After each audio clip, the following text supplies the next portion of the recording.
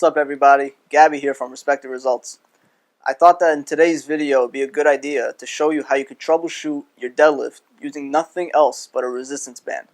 So this video will be very helpful for you if you are, for example, stuck at home in quarantine, or it's been a long time and you took a layoff before you got back to the gym. So if you fall into any of those categories, this is a great, I would say, way to troubleshoot your deadlift. So what you're going to want to do is you're going to want to get yourself a resistance band. It can be a thin one or a thicker one. Doesn't really matter. What you're going to do is you're going to lay it flat on the ground evenly, and you're going to step into it just like so. Right? And you're going to want to get a nice, even grip on both sides here. Get into a position for a deadlift, and then just go ahead and lift. And what's great about this, right, is if you see the position that I'm in, my hips aren't too high up or they're not too low.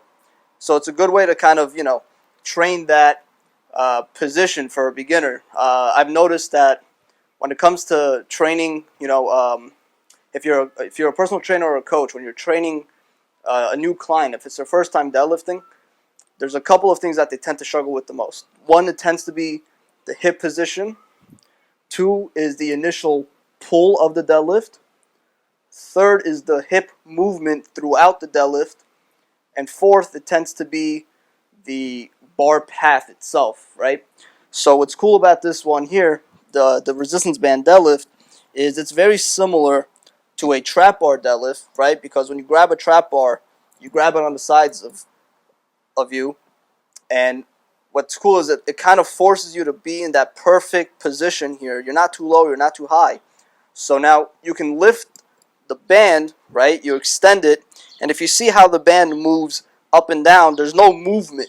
It's just up and comes back down straight in the exact same path. And that's cool because it mimics a bar path that the beginner tends to struggle with. And the other thing that's cool about it is if you get back in here is the movement of my hip, right? When people tend to deadlift in the beginning stages, you'll see that they either use their legs too much or they use their backs too much. And they don't push with the hip. The hip is the main driving force of the deadlift. So what's cool here is when you have it evenly distributed, you can pull right through and it mimics a perfect deadlift. So again, if you are someone who's taken a layoff from the gym, or if you've been stuck in quarantine like me, using this would be a great way to either troubleshoot your deadlift or train a client how to deadlift. With that being said, stay tuned for the next video, guys, and for now, keep hunting.